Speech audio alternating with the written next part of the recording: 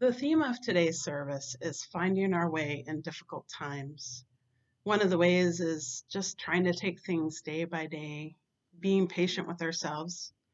Another way is we might look for examples in our people around us, like whether they're medical workers or heroes in stories like Frodo in Lord of the Rings, or Chidi in The Good Place. And what about Superman? I know when I was little, Superman fascinated me. He's faster than a speeding bullet. He can leap a mountain in a single bound. Comic book heroes are larger than life, but what makes a hero a hero? I wonder, why are they so important in our stories and literature, our fairy tales and comic books?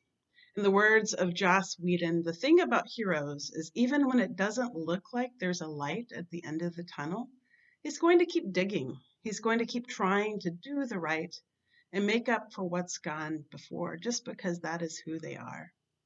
So I wonder, can we be the hero of our own story?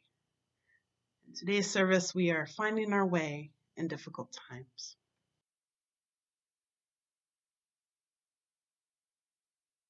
Welcome to the Unitarian Universalist congregation. We are a religious community who commit ourselves to diversity. We hope to nourish human differences, those of gender, race, age, ability, sexual orientation, political views, culture, class, and religious belief. Welcome to all who treasure freedom of conscience and the search for truth. We promise to do our best to provide you a spiritual home.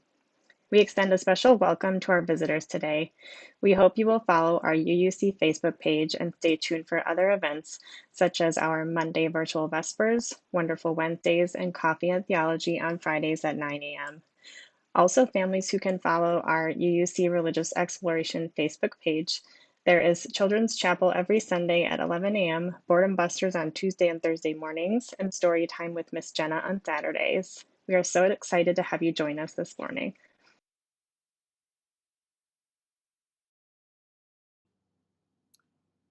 Our opening words are Hope, Not Nearly There by David Breeden. There is no package called hope, nothing at a shop to look for. Hope won't store like hay in a barn. It is the last leaf on a branch in deep winter. It is a singular thing. Firm when it's found, a hand reached out, a word to the marrow. Hope is a fine-grained, like lavender gone to seed, gossamer, a moth's wings. There is no weight called hope. It is a hand, a whisper, a moment shared, nearly not there, but like a shadow, there all the same. Come, let us worship together.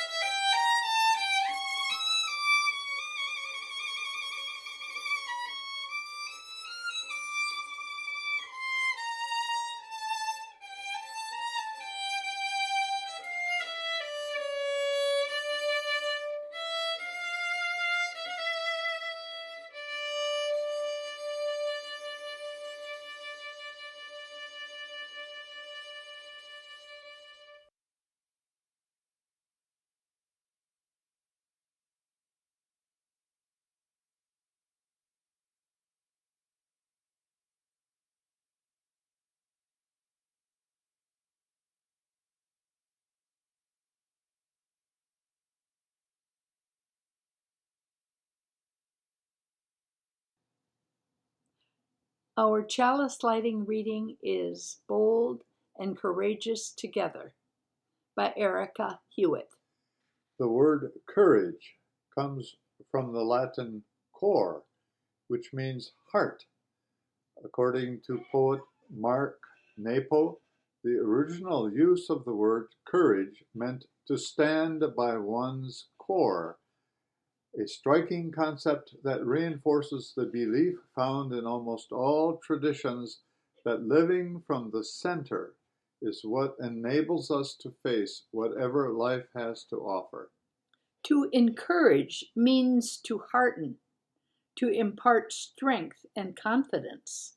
This is our work as a religious community, to encourage one another, to be bold in engaging the world around us, as well as what scares us internally, to give one another the confidence and heart to live as fully as possible. With full hearts, we affirm our relationships with one another.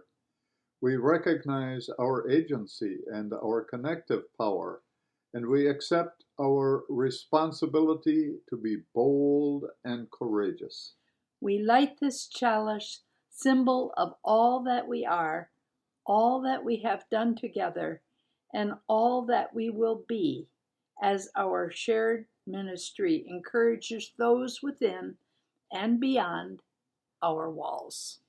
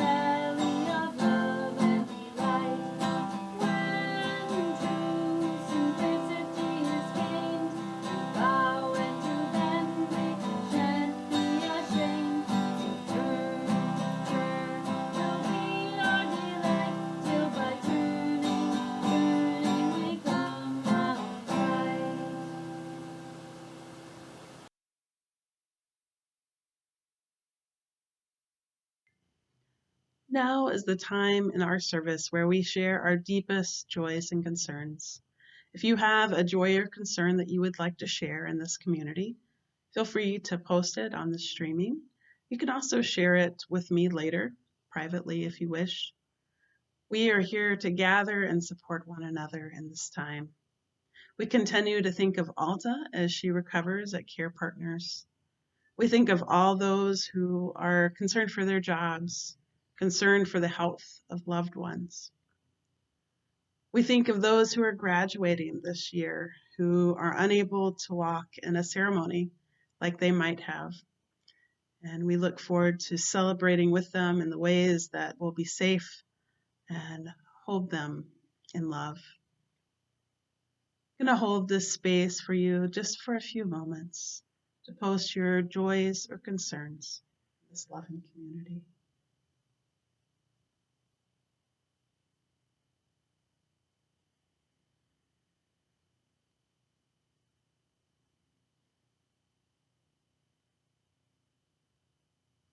Thank you to all of you sharing now, and those who have joys or concerns too tender to escape the folds of your hearts. This candle is for you. This love is for you.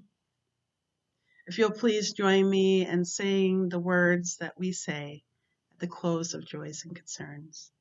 Love is the spirit of this church, and service is law. This is our great covenant, to dwell together in peace, to seek the truth in love, and to help one another.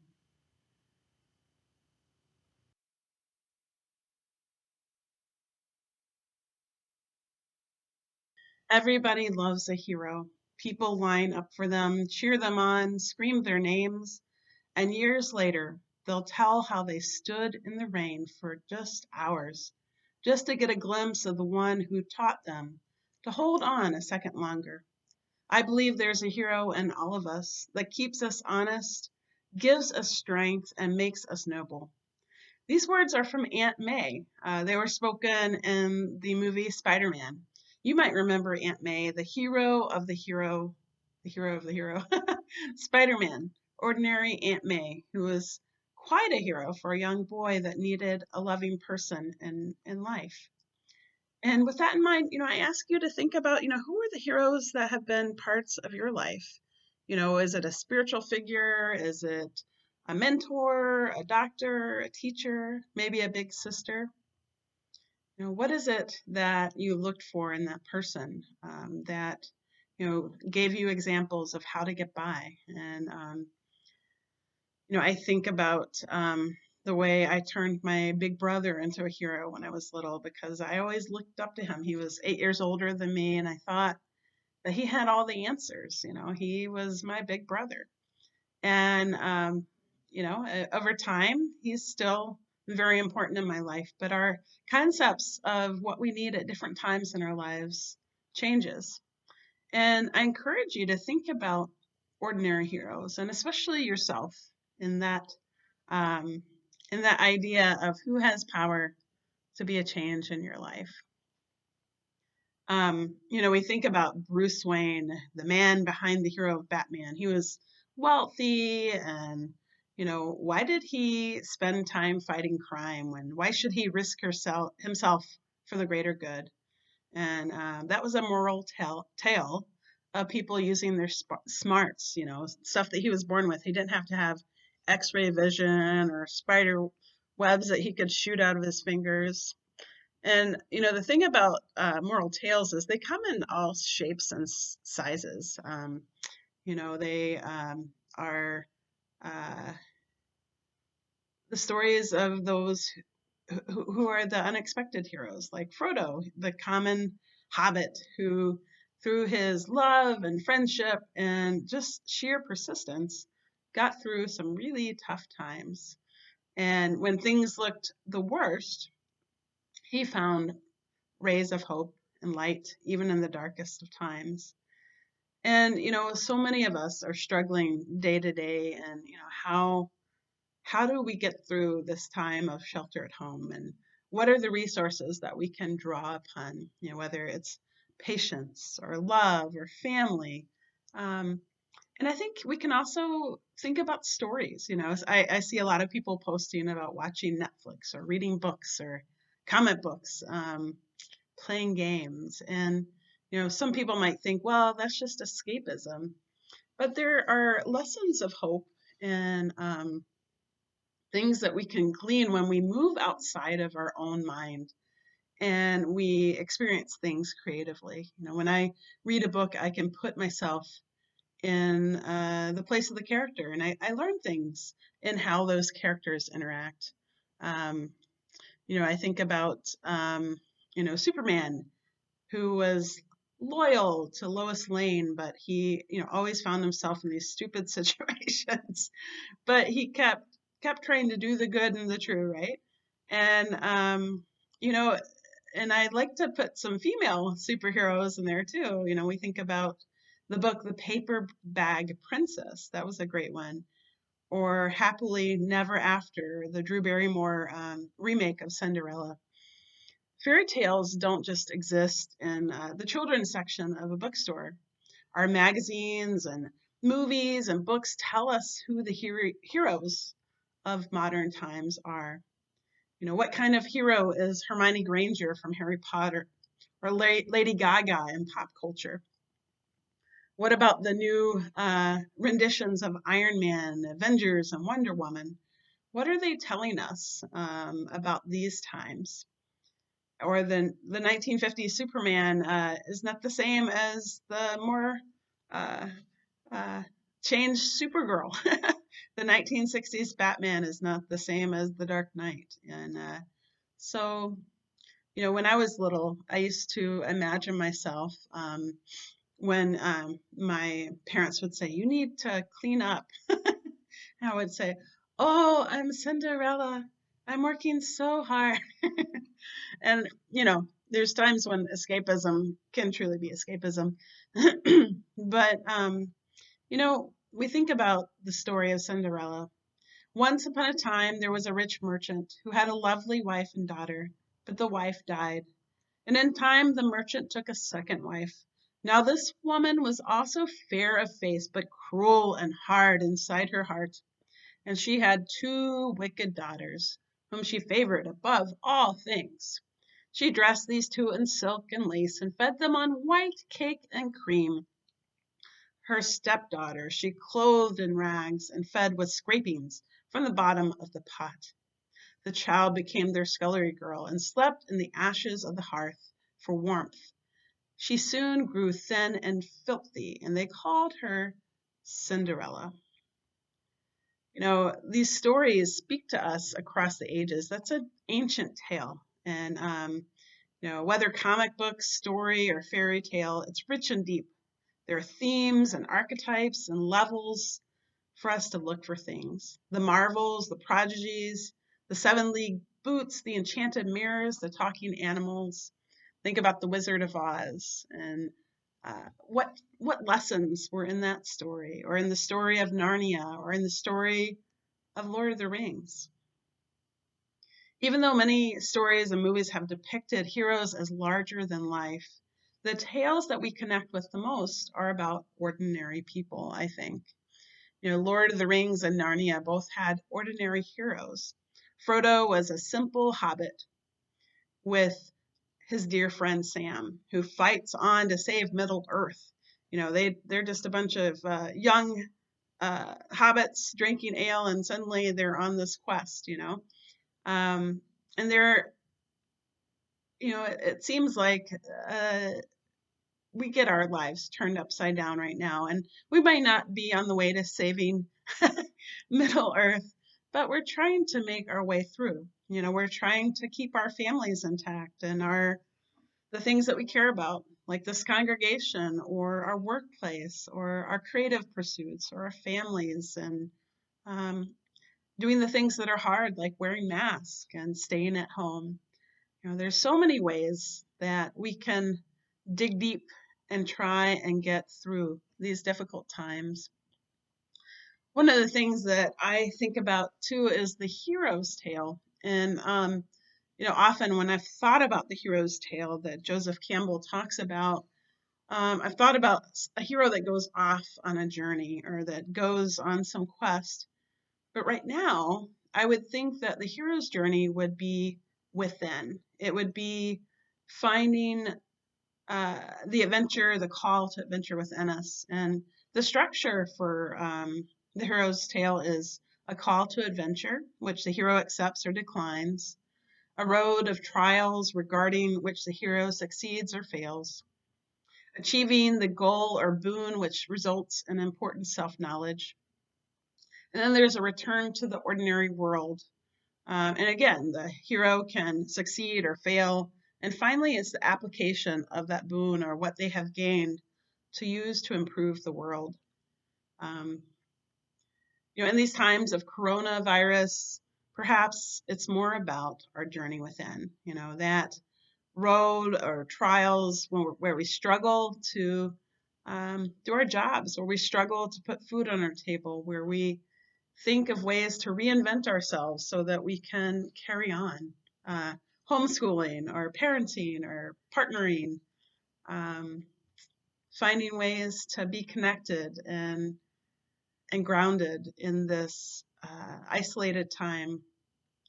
What kind of self-knowledge and awakening might you encounter? This is where the answer to finding our way through difficult times lies, is seeing yourself as the hero of your own story. And, I know a lot of religious traditions tell us to look for being saved from the outside. And I know as a little girl, I was always told, well, a handsome prince will rescue you. Well, the 1970s taught me that feminism is a good way to go. You should rescue yourself. And that's not just for women, it's for all identities. We should find those strengths and hope within ourselves. But that doesn't mean that we don't rely on others. Frodo had Sam. Frodo had help along the way. The light that the elves gave him, that he shone in the darkness, the bread and that kept them fed as they went on their journey. And we're going to have days of self-doubt and terrible days, but there is a light in the world. Just as Frodo found his hardest trials on the way to Mordor, he wrestled with his demons and his shadows, and he came through. And you might think to other times where you've had to struggle, and think about what was it that helped you get through those times, and maybe you can draw on that now. I know for me, I'm terrible about patience, and so I've been working really hard on being patient with this process.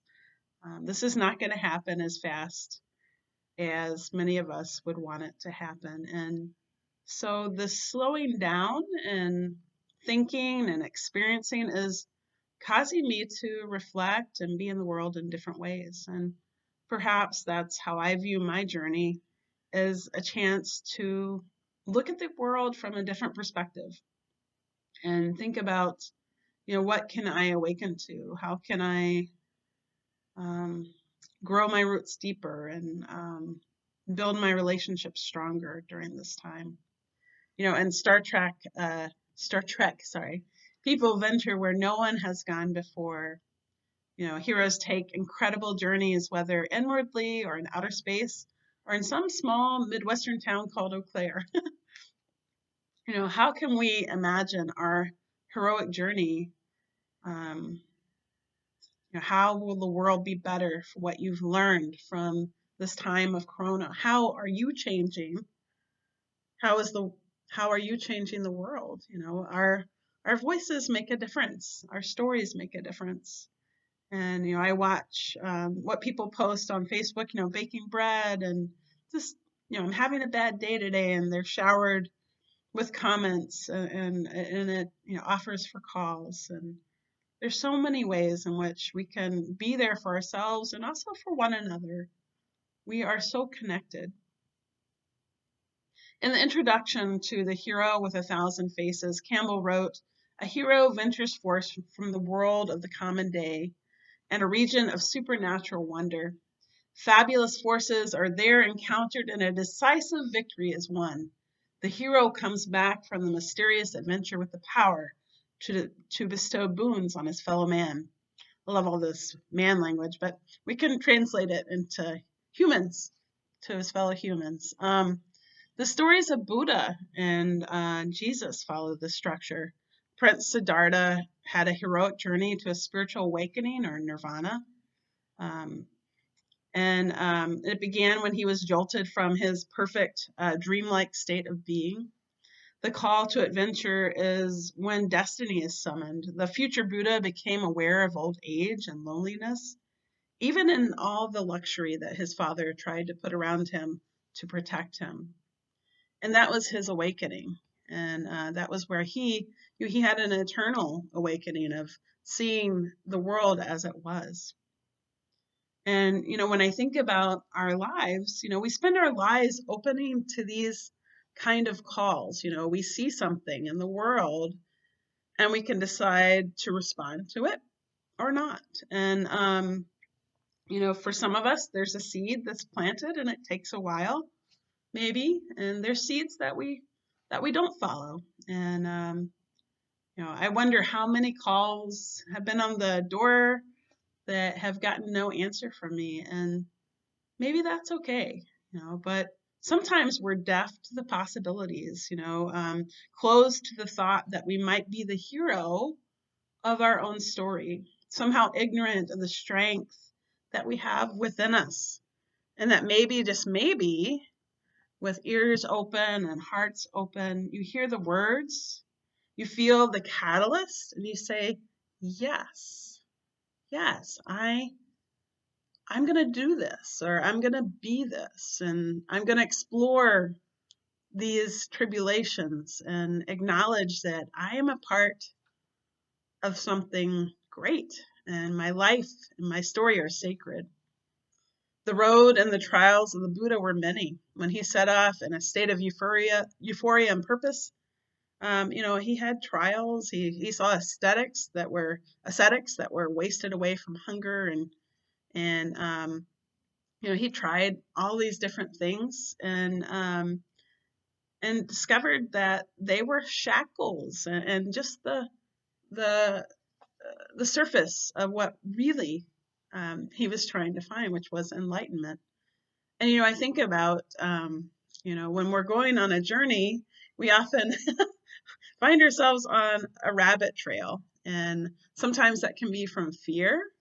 Sometimes it can be that our eyes just aren't able to see the path in front of us. And I think that's what I've heard from many of you right now is I have never done this before. I've never lived through a pandemic. Right. And the good news is that nobody in our generation or in this current time has done this before. And so we're, in our vulnerability, perhaps, or in our unknowing, maybe we will discover different ways of being in the world. The greatest hero in our lives is the one that will act with love. And the greatest hero in our lives can possibly be us. We find what's true in our story, and we find our connection to friends like Sam or communities that build us up rather than tear us down, and that embrace that life is indeed a journey. So when you're finding your way in this difficult time, know that you are not alone. And it's okay to feel like the world is tough and hard and upside down.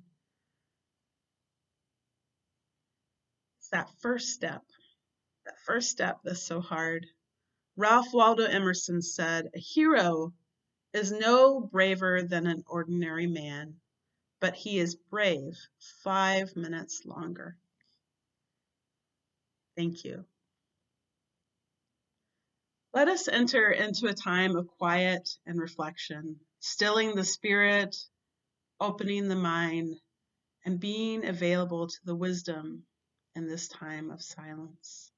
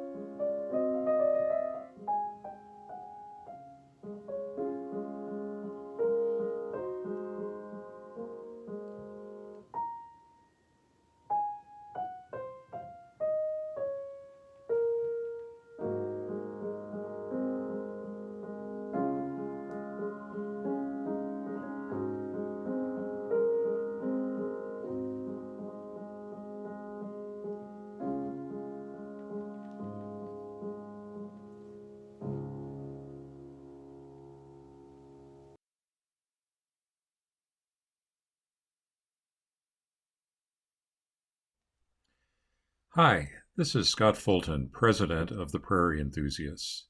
On behalf of our organization, I'd like to thank you at the Unitarian Universalist Society in Eau Claire for your 50-50 Share the Plate contribution to our organization.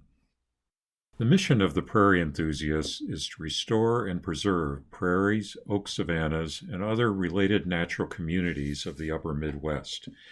These land-based ecosystems harbor more biodiversity per unit area than any other on Earth, including the Amazon rainforest. What they have in common is dependency on fire for their survival. First Nation peoples burned these landscapes frequently prior to European settlement, and the suppression of fire, together with conversion to agriculture, have caused the loss of all but a few small remaining remnants. The Prairie Enthusiasts is a volunteer-based community conservation organization with 11 local chapters in Wisconsin, Minnesota, and Illinois, including our Chippewa Savannah chapter in the Eau Claire, Menominee area. We are an accredited land trust so that we can protect land in perpetuity for conservation. We also work to educate people about the natural history and best management practices for these natural communities.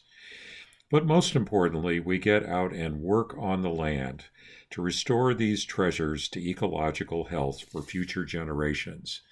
To do this, our volunteers partner with other organizations, conservation professionals, government agencies, and, very importantly, private landowners like Karen and Marty Voss, who I understand are members of your congregation.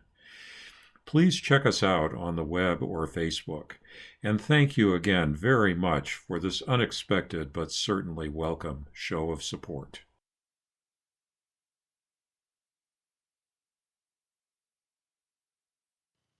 With gratitude for the abundance in our lives, we give to help those in need and also to this congregation we so love.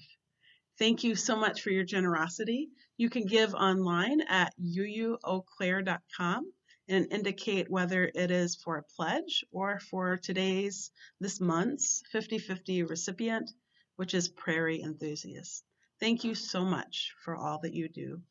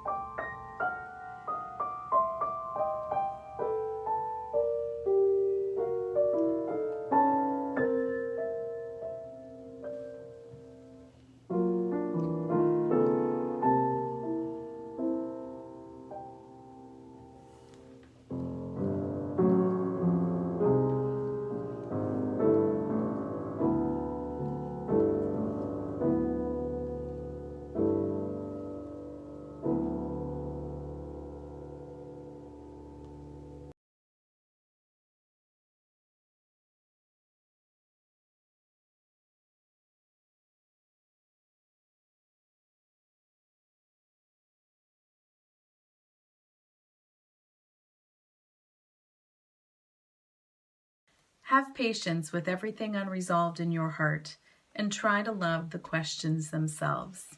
As if they were locked rooms or books written in a very foreign language. Don't search for the answers which could not be given to you now, because you would not be able to live them. And the point is to live everything. Live the questions now. Perhaps then, someday far in the future, you will gradually, without even noticing it, live your way to the answer.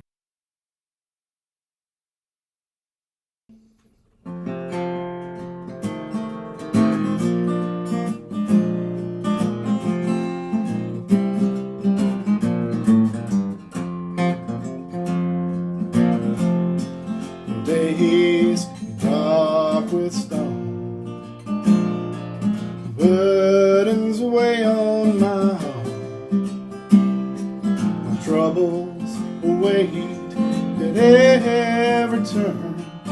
I know I can go on. Sorrow heals my soul,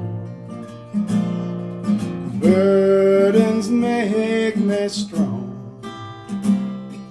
and troubles away at every turn. I know I can go on. My sister in my heart, brother in my song, troubles await at every turn. I know I can go on. Though the journey is long, the destination is near, the troubles await at every turn. I know I can go on. So brothers, take my hand, sisters, sing my song. Hope waits at every turn. I know we will go on. Hope awaits at every turn. I know we will go on.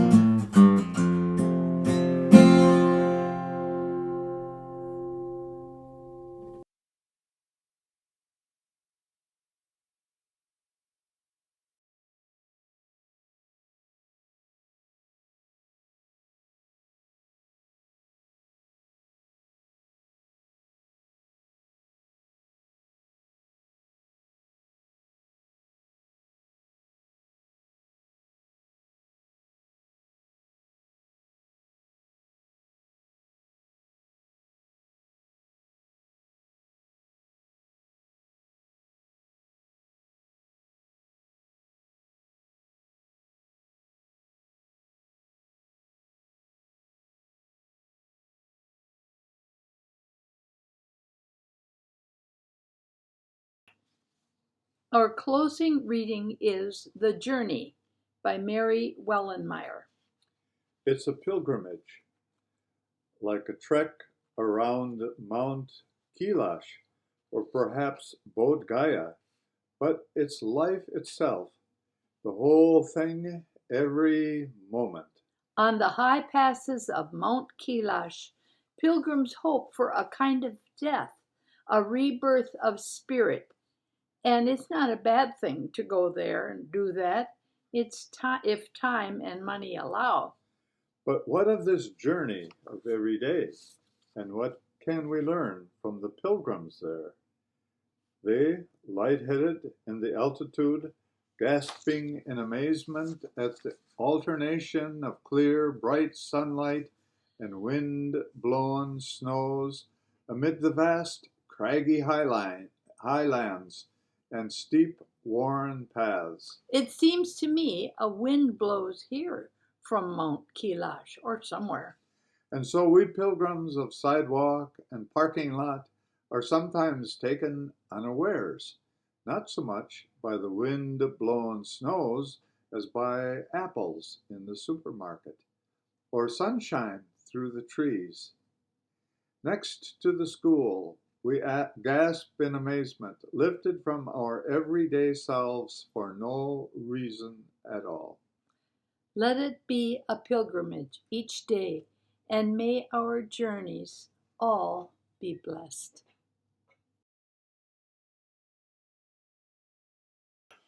From all that dwells below the skies, let songs of hope and faith arise.